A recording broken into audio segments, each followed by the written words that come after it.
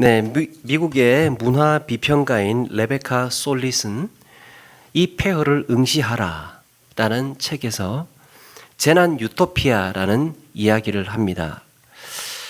재난 유토피아, 거대한 재난은 낡은 사회 질서를 작동불능으로 만들어 버리지만 한편으로는 새로운 세계로 나아가는 길을 밝혀주기도 한다는 겁니다.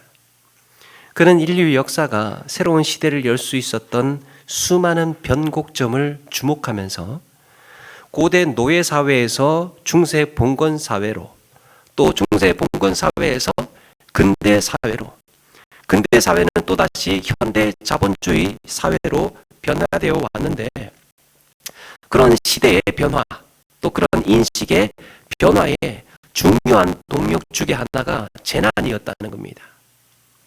재난을 겪고 난 이후에 인류는 새로운 시대를 맞이했고, 재난을 통하여서 인류는 더욱더 새롭게 발전하고 새롭게 성장할 수 있었다는 거예요.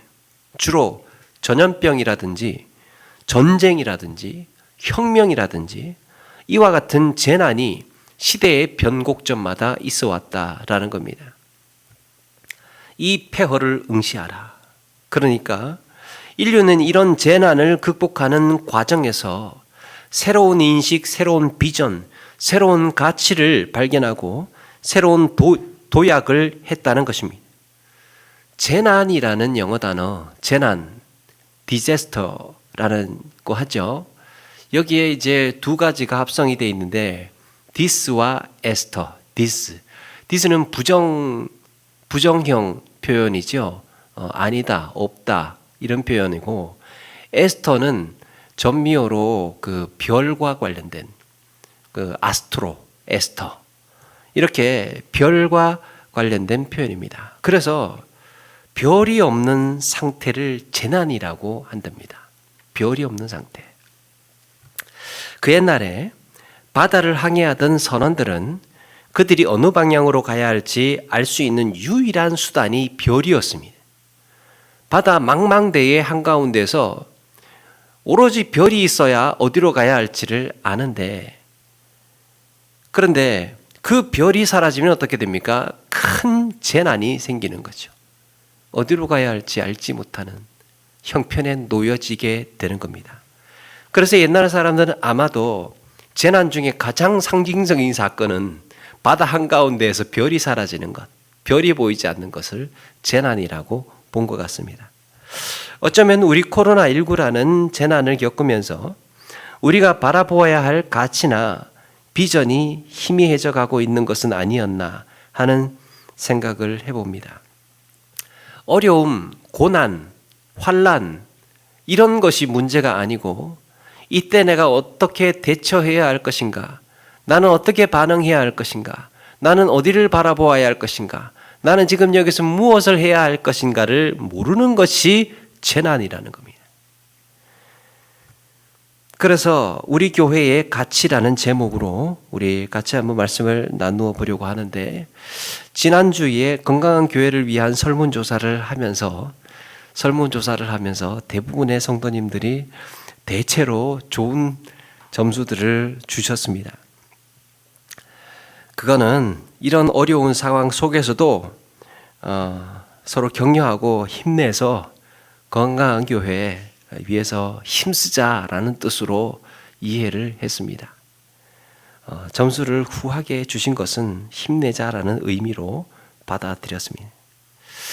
그 중에 아주 솔직하게 하셨던 분들도 계셨는데, 여하튼 이런 그 중에서 이제 교회의 비전과 관련된 질문들이 있었는데요. 이제 그 교회의 비전과 관련된 질문들 중에서 3번이 그 취약하지 않나, 상대적으로 이런 생각을 해봤는데, 우리 교회는 비전을 위하여 자주 동기부여를 받고 있다.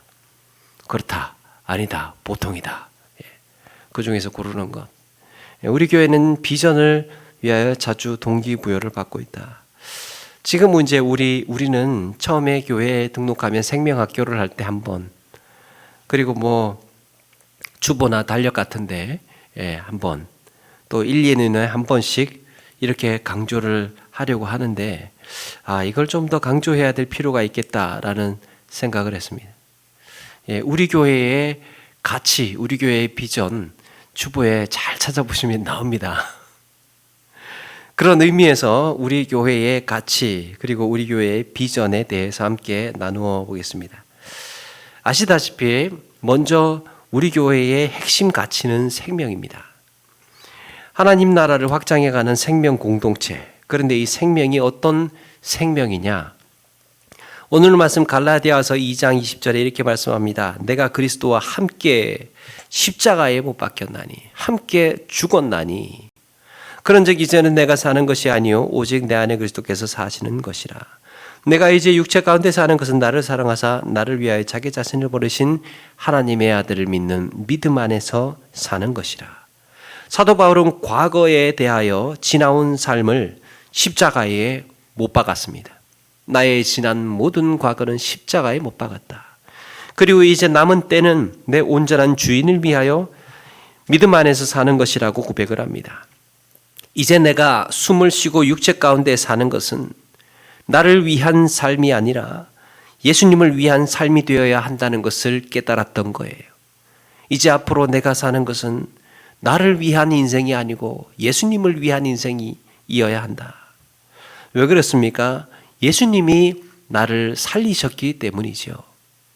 이것이 믿음 안에서 사는 생명이에요. 믿음 안에 사는 생명입니다. 즉 예수님의 생명으로 사는 사람들. 예수님께서 죽으셨다면 나도 죽은 것입니다. 예수님이 십자가에 못 박히셨다면 나도 십자가에 못 박힌 것입니다. 예수님께서 그런가 하면 예수님께서 부활하셨다면 나 역시 부활한 것입니다. 예수님께서 영원히 사신다고 한다면 우리 역시도 영원한 생명을 사는 것입니다. 이것을 믿는 자들의 모인 교회, 이걸 믿는 사람들이 모인 교회가 살아있는 교회라는 거예요. 지금도 살아있다는 거죠. 이것이 바로 예수님과 생명을 같이 하고 있는 생명 공동체입니다. 예수님과 생명을 같이 하고 있는. 여러분, 성경에는 너와 내가 하나의 생명이라는 생명 공동체 개념이 이미 오래전부터 있어 왔습니다. 당신이 살아있으면 나도 사는 것이고 당신이 죽는 것이면 나도 죽는 것이다. 창세기 44장에 야곱의 아들들이 요셉을 시샘하다가 나중에 기회를 봐서 요셉을 애굽에다가 팔아버리죠. 세월이 흘러서 그 땅에 기근이 찾아옵니다. 야곱의 아들들은 양식을 구하려 애굽에 갑니다. 그런데 하나님의 섭리와 역사 속에 요셉은 애굽의 총리가 되어 있었습니다. 요셉은 그들을 알아보았지만 형들은 요셉을 알아보지 못했습니다. 그때 요셉은 자기 친동생 베냐민을 볼모로 잡게 되는데 그때 유다가 이런 말을 합니다.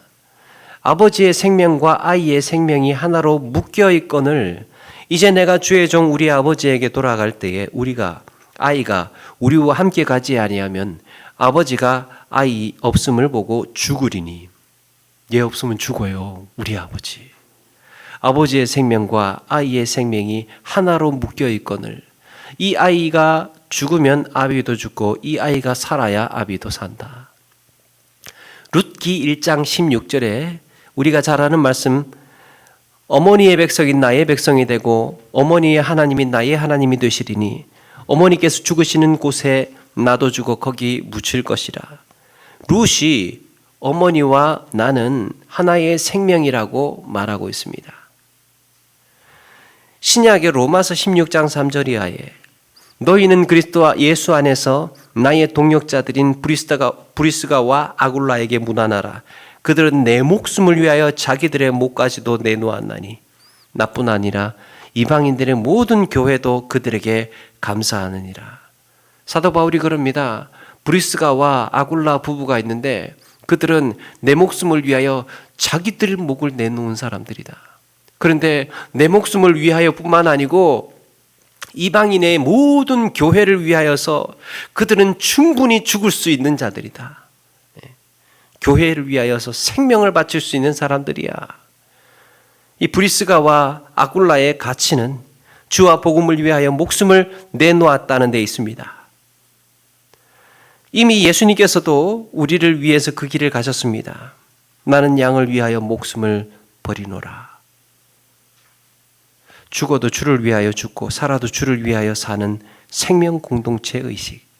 예수님이 살면 나도 사는 것이고 예수님이 죽으면 나도 죽는다는 하나의 공동체 의식. 예수님과 나와의 생명이 이렇게 하나로 연결되어 있습니다. 종교개혁자 마틴 루터가 종교개혁을 하다가 어려움을 당하고 핍박을 당하고 사람들한테 이 살해 위협을 당하고 그래서 이 종교개혁하는 것이 너무 힘들고 어려워가지고 하루는 의기소침해서 완전히 슬럼프에 빠져서 야, 내가 이걸 해야 되나 이걸 해야 되나 그러면서 쭉 있다가 어느 한날 집에 들어왔는데 아내가 상복을 입고 있었다고 그러죠. 아내가 상복을 입고 있어서 깜짝 놀랐습니다. 아니 당신 왜 그렇게 지금 상복을 입고 있냐. 그러니까 아내가 하는 말이 당신이 지금 하는 모습을 보니까 예수님이 죽으신 것 같아서 죽으신 게 확실해서 내가 상복을 입고 있다고. 마틴 루터 머리를 한 대 맞은 것 같이 정신이 번쩍 들었습니다. 아, 예수님이 죽으신 게 아니지. 예수님이 지금 또 살아 계시기 때문에 내가 하는 일이 하나님께서 인도해 주시고 하나님께서 들어 사용하실 것이다. 그래서 다 죽어가던 의기소침한 마틴 루터가 새 힘을 얻고 일어나서 자기에게 주어진 사명을 감당하며 나아갔다는 것입니다. 예수님이 살아계시기 때문에 우리 역시도 살아있는 것입니다. 예수님이 우리를 위하여 십자가에 죽으셨으면 우리도 십자가에 죽은 것입니다. 예수님과 나와 생명이 이렇게 하나로 연결되어 있습니다. 이 생명이 우리 교회가 추구하는 핵심 가치예요. 예수님이 지금 살아계시기 때문에 우리 교회도 살아있는 것입니다. 이 생명이라는 가치에 네 가지 중요한 가치들이 구성되어 있죠. 첫 번째가 사랑입니다. 예수님께서 우리를 위하여 십자가에 죽으신 이유가 무엇입니까? 사랑하셨기 때문이에요. 하나님이 세상을 이처럼 사랑하사 독생자를 주셨으니 그랬죠. 우리를 위하여 죽으신 이유, 우리를 사랑하셨기 때문에. 요한일서 4장 16절 하나님은 사랑이시라. 그러면서 사랑 안에 거하는 자는 하나님의 사랑 안에 있고 하나님도 그 안에 거하시느니라. 하나님은 사랑이시라.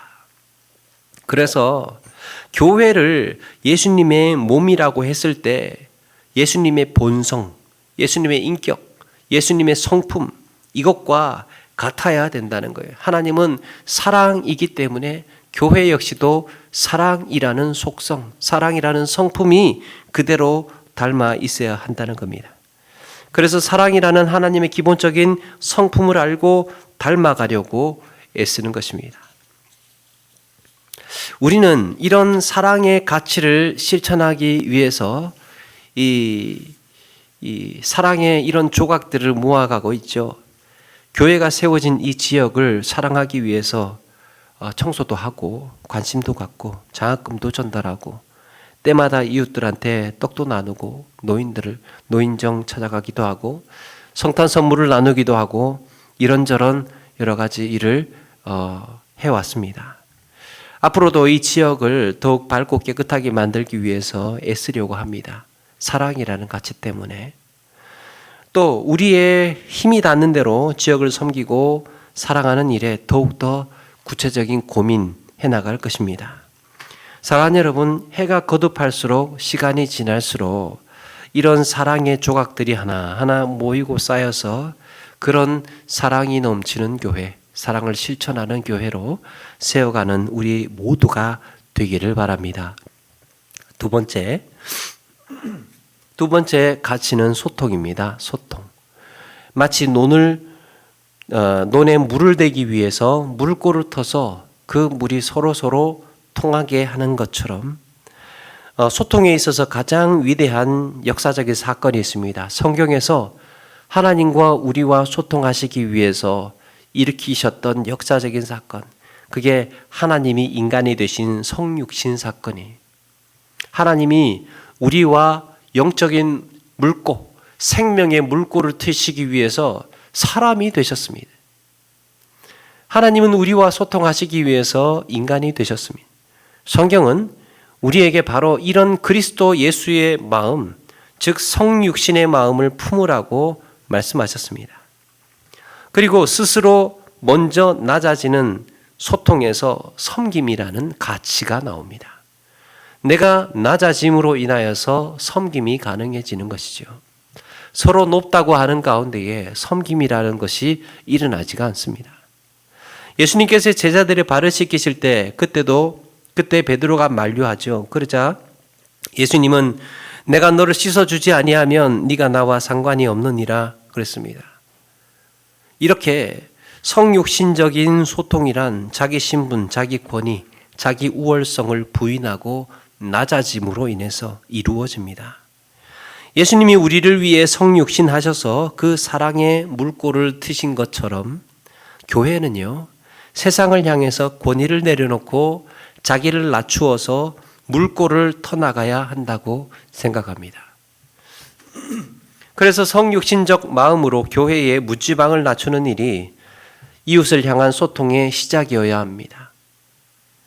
그래서 지역민들의 우리 교회에 와서 공부도 하고 또 소그룹도 갖고 그렇게 자리를 마련해 주려고 합니다. 목요일 날 성악팀이 모여서 이웃에 계시는 분들이 모여가지고 연습을 해요.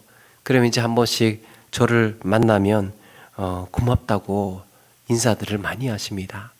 그게 교회가 이렇게 문을 열어주고 교회가 이렇게 이웃들과 친숙하게 친하게 지내는구나 하는 이미지를 주는 것 같아서 저도 기분이 좋더라고요. 안 믿는 사람들까지도 그렇게 환영하고 좋아하고 있습니다.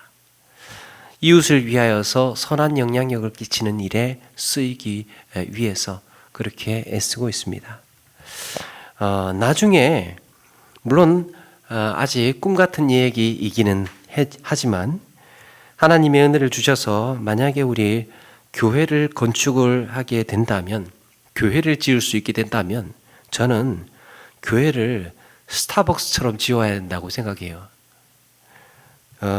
교회는 스타벅스처럼 지어야 된다. 왜냐하면 스타벅스 내부를 가만히 보면 소통을 위한 최적의 구조를 가지고 있습니다. 서로 소통하는 데에 최적화된 구조를 가지고 있어요. 저 앞에 오목천동 거기만 가봐도 이 모든 동선이며 구석구석의 구조들이요, 이 소통에 아주 적절하게 설계가 되어 있습니다. 그래가지고 생각했지, 교회가 이래야 되는데. 서로 이야기 나누고 서로 소통하기에 아주 최적화된 공간이어야 된다.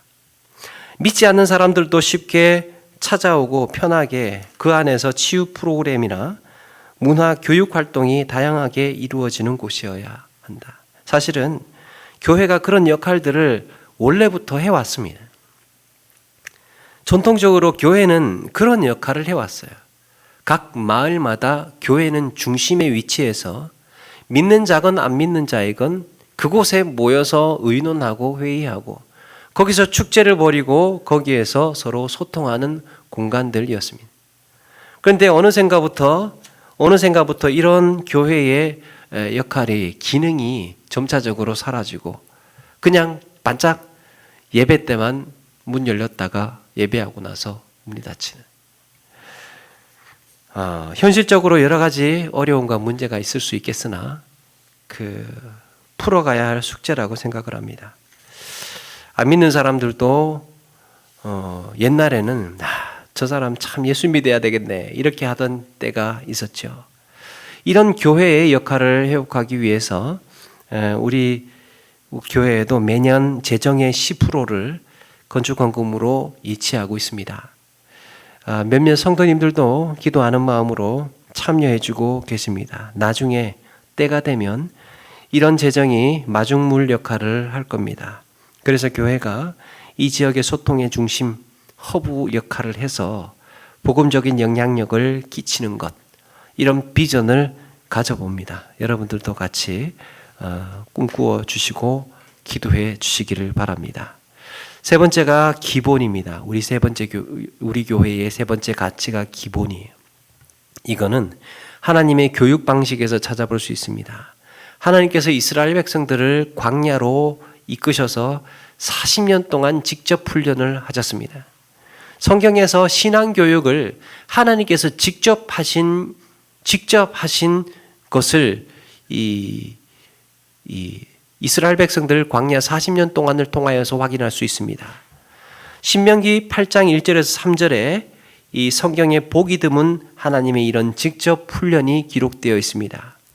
하나님께서 백성들을 훈련하시는 방식은 매우 간단합니다. 하나님께서 신앙 교육을 하신다고 해서 하나님이시니까 수준이 높으신 분이니까 교육조차도 수준 높게 하신 게 아니고 고난도로 가르치신 게 아니고 두 가지 신앙의 기본기에 집중하셨습니다. 두 가지 신앙의 기본기에 반복하셨습니다. 그게 말씀과 순종이에요. 말씀 훈련과 순종 훈련. 여기서 말씀 훈련을 어떻게 했다는 겁니까? 네 조상들도 알지 못하던 만나를 네게 먹이신 것은 사람이 떡으로만 사는 것이 아니요 여호와의 입에서 나오는 모든 말씀으로 사는 줄 네가 알게 하려 하심이니라. 하나님은 40년 동안 만나를 내리신 이유가, 매일매일 만나를 내리신 이유가 뭐라고 합니까? 말씀으로 사는 줄을 깨닫게 하기 위해서, 말씀을 먹어야 사는 줄을 알게 하기 위해서 만나를 상징적으로 그렇게 내린 거야. 하나님의 능력 정도라면 산해 진미 여러 가지 좋은 음식들, 그 사막에도 싹이 나고 풀이 나고 열매 맺게 하시지 않았겠습니까? 그 사막조차도 에덴 동산과 같이 파라다이스를 만들어서 정말 오아시스 같은 곳을 만들어 가지고 40년 동안 그 사막 한가운데에서 오아시스에서 이스라엘 200만 명이 충분히 먹고 자고 거기에서 시원하게 누리고 있다가, 시원하게 광야에서 그 조성된 파라다이스에서 누리고 있다가, 오아시스에서 누리고 있다가, 야 40년 때 됐다, 이제 들어가자 가나안 땅으로, 이렇게 하실 수 있지 않았겠습니까? 하나님의 능력 정도라면. 그런데 광야 여전히 풀 한 폭이 나지 않고 물 한 방울 나지 않는 그곳에서 40년 동안 만나 하나로 버틸 수 있도록 하신 이유가 바로 훈련이었다는 겁니다. 가르치시기 위한 훈련.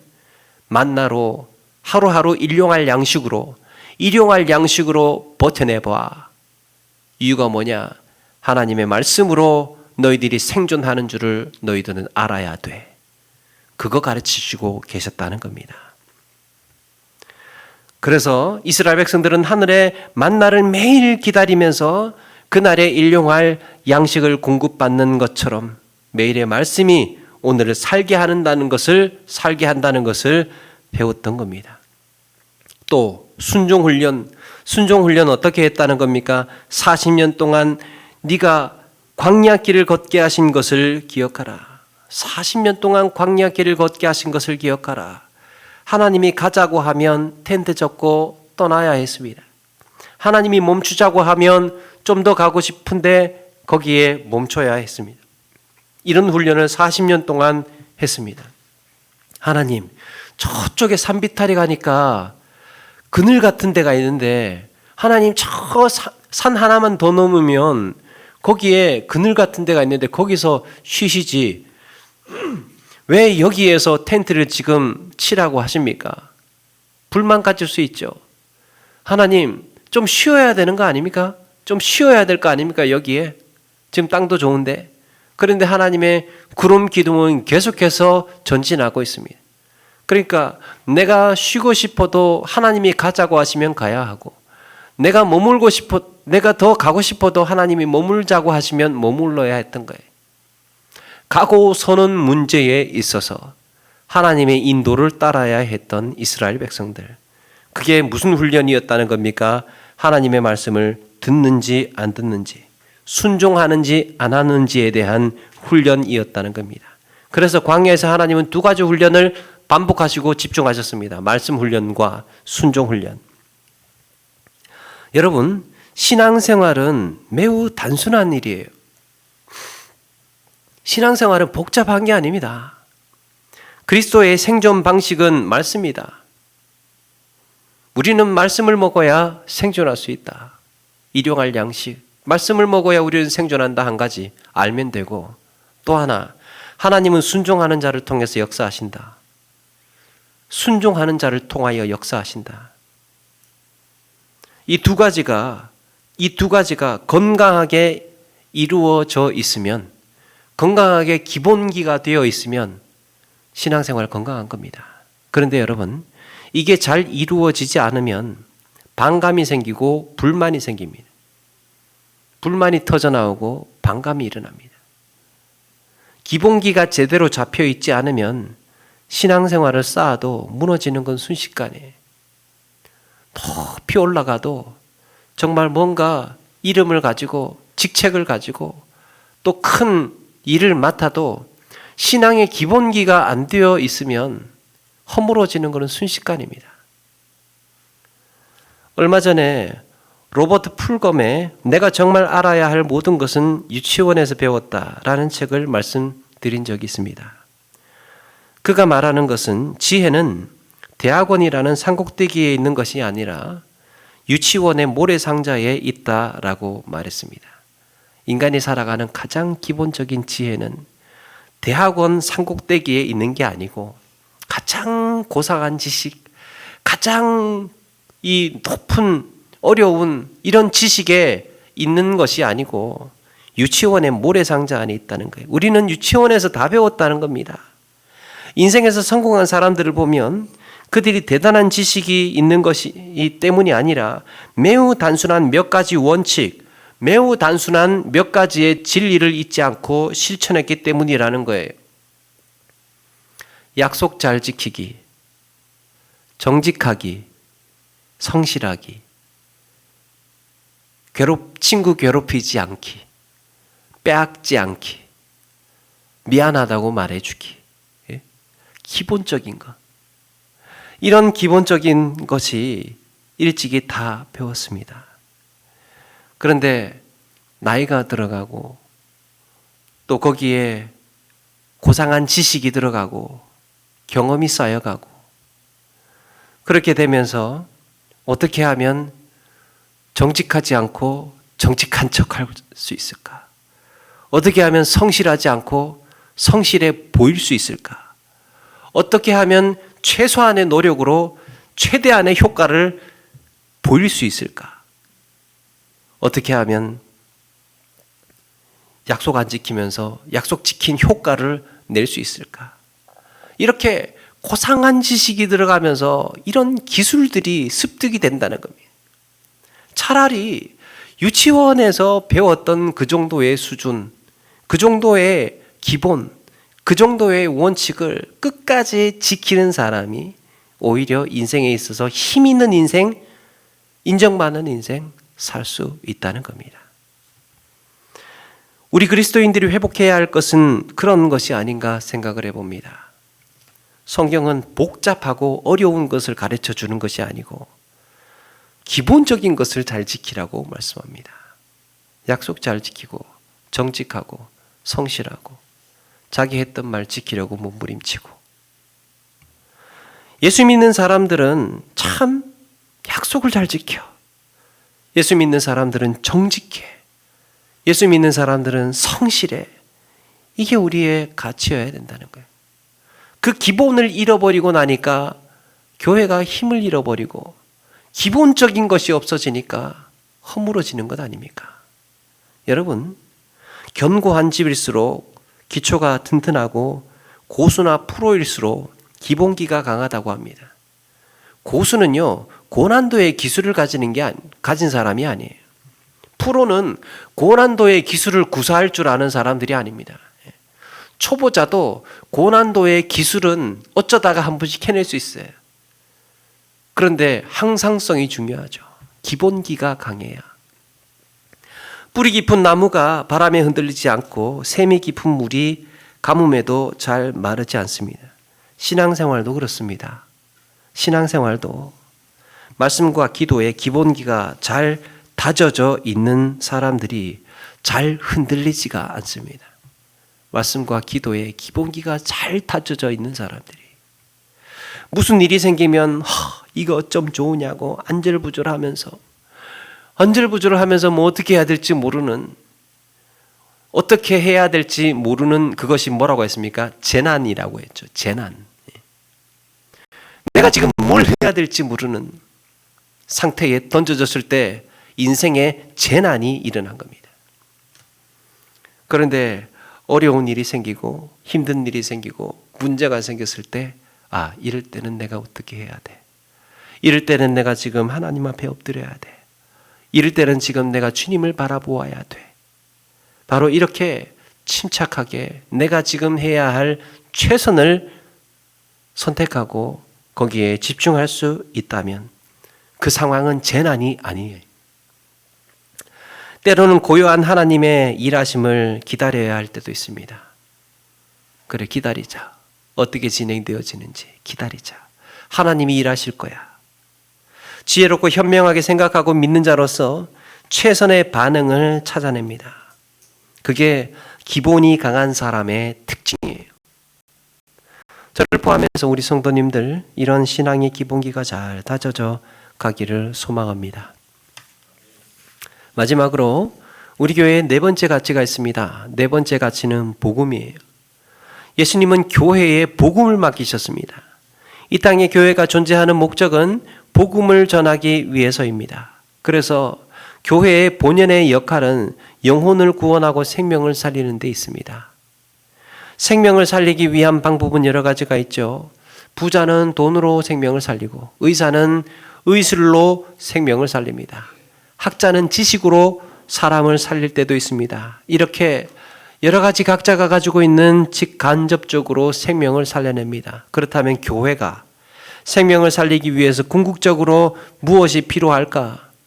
그것도 영원한 생명을 선물하기 위해서 무엇을 놓치지 말아야 할까? 바로 복음이에요. 예수님의 십자가와 부활을 붙들고 믿을 때 교회는 교회다워집니다. 우리는 이 복음이 우리를 하나로 만들 수 있고, 복음이 세상을 변화시킬 수 있고, 복음이 죽은 영혼을 살려낼 수 있다고 믿는 사람들이에요.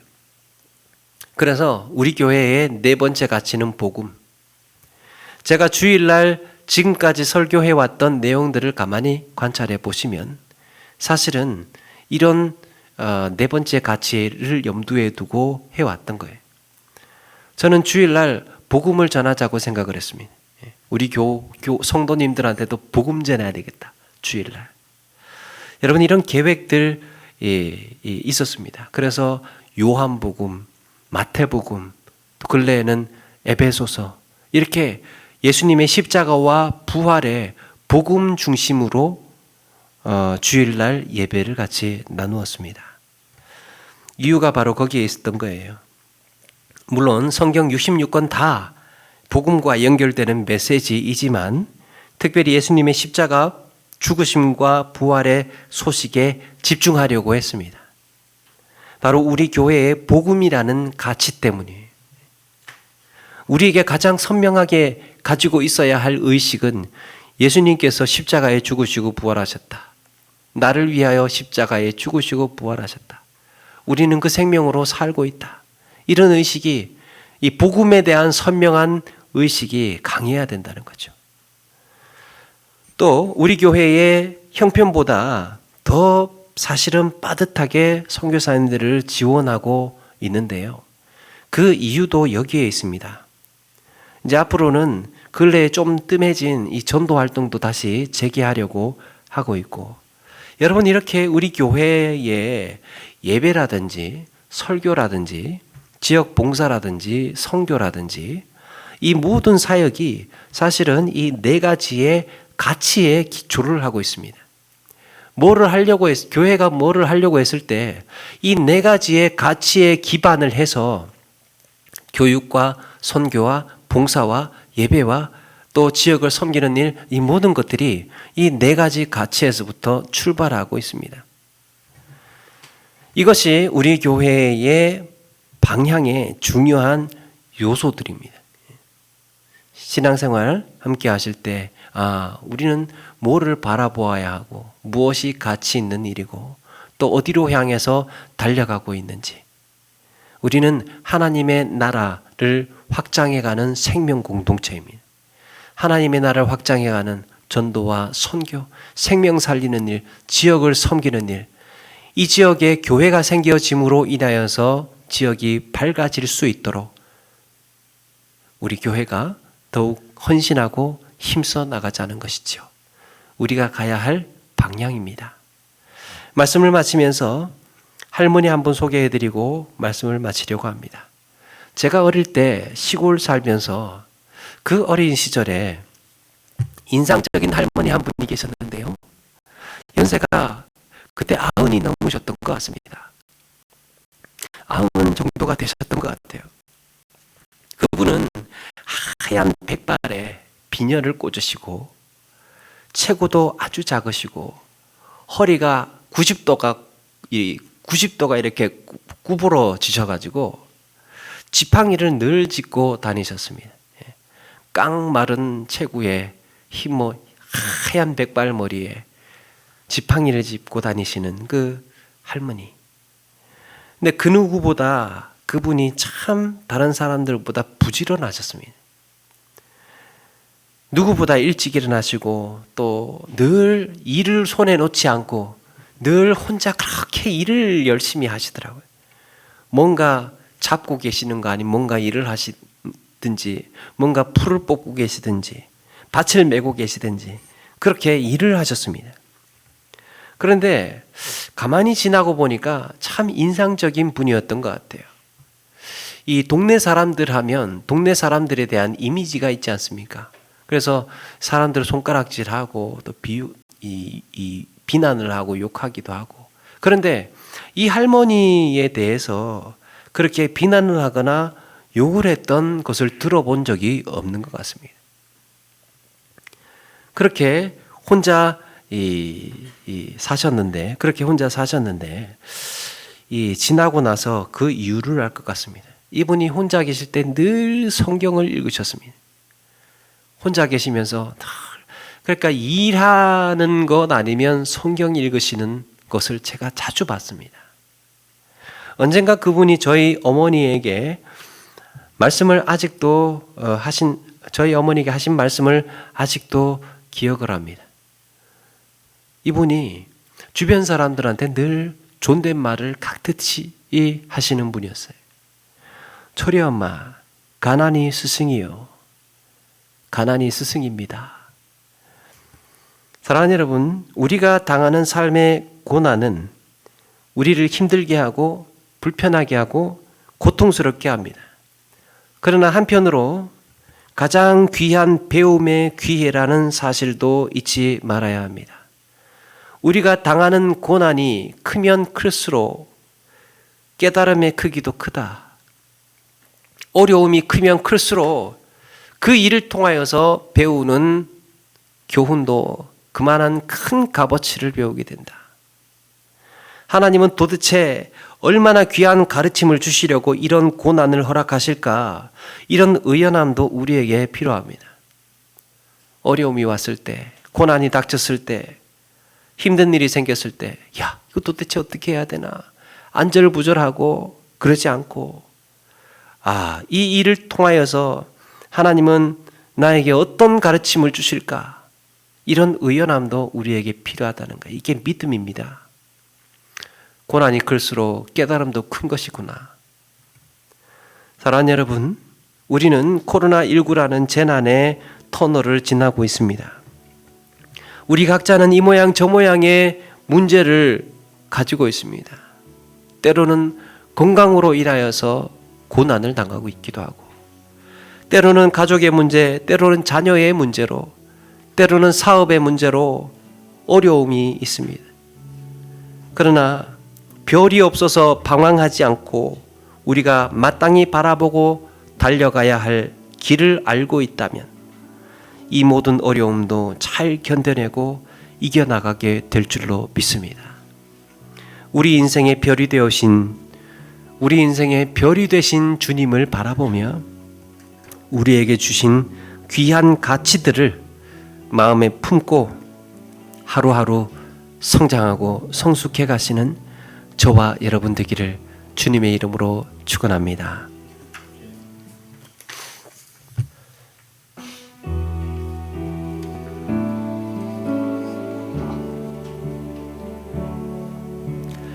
예수 그 이름 나는 말할 수 없네. 그 이름 속에 있는 비밀을, 그 이름 속에 있는 사랑을, 그 사랑을 말할 수 없어서 그 풍부한 표현 못해서 비밀이 되었네. 그 이름 비밀이 되었네. 사람들 그 이름 건축자에 버린 돌처럼 버렸지만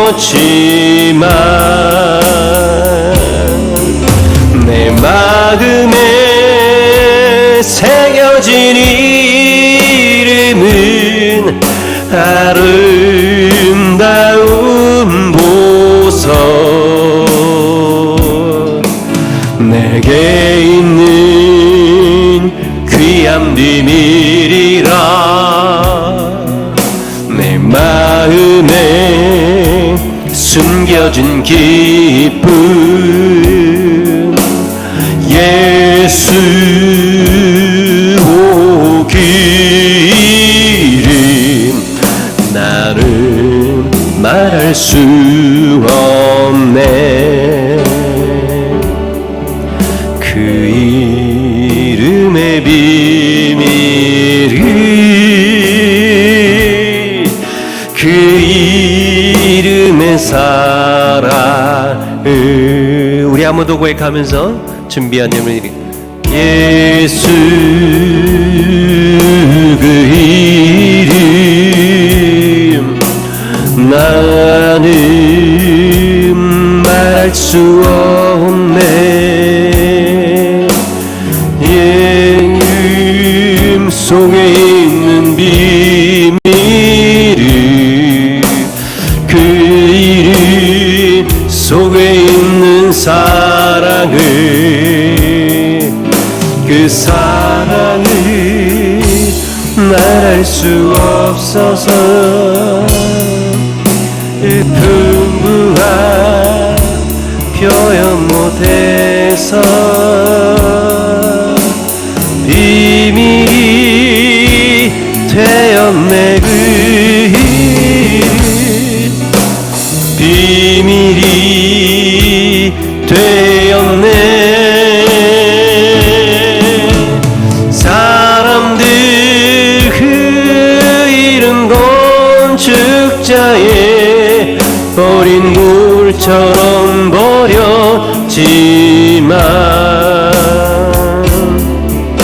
내 마음에 새겨진 이름은 아름다운 보석,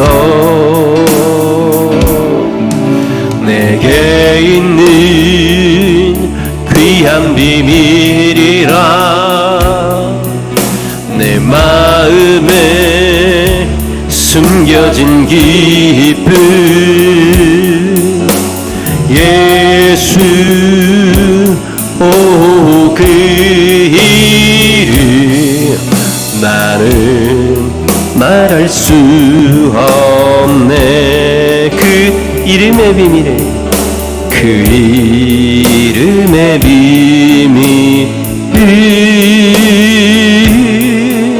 그 이름의 사랑을 그 이름의 비밀을 그 이름의 비밀 그 이름의 사랑을 우리 말씀 기억하면서 잠시 한번 기도하며 나가기를 원합니다. 하나님, 우리가 바라보며 달려오고 있었던 삶의 방향을 다시 한번 들여다보면서 우리 인생의 별이 되신 주님을 향하여서 하나님 늘 달려갈 수 있도록 인도해 주옵소서. 세상의 어떤 환난과 고난 속에서도 지지 않는 별 우리 주님을 바라보기를 원합니다. 인생의 고통과 환난과 어려움 속에서 하나님 우리가 놓치지 말아야 할 이런 가치들을 늘 기억하며 하나님 우리에게 이 보배와 같은 것들을 하나님 우리의 마음에 품고 살아갈 수 있도록 해달라고, 힘들고 어려운 모든 시간들 하나님 오히려 더욱 큰 깨달음의 기회라는 것을 기억하며 하나님 아름다운 믿음의 삶을 의연하게 달려가겠습니다. 이런 다짐과 고백으로 잠시 한번 기도하며 나가겠습니다. 같이 기도하겠습니다.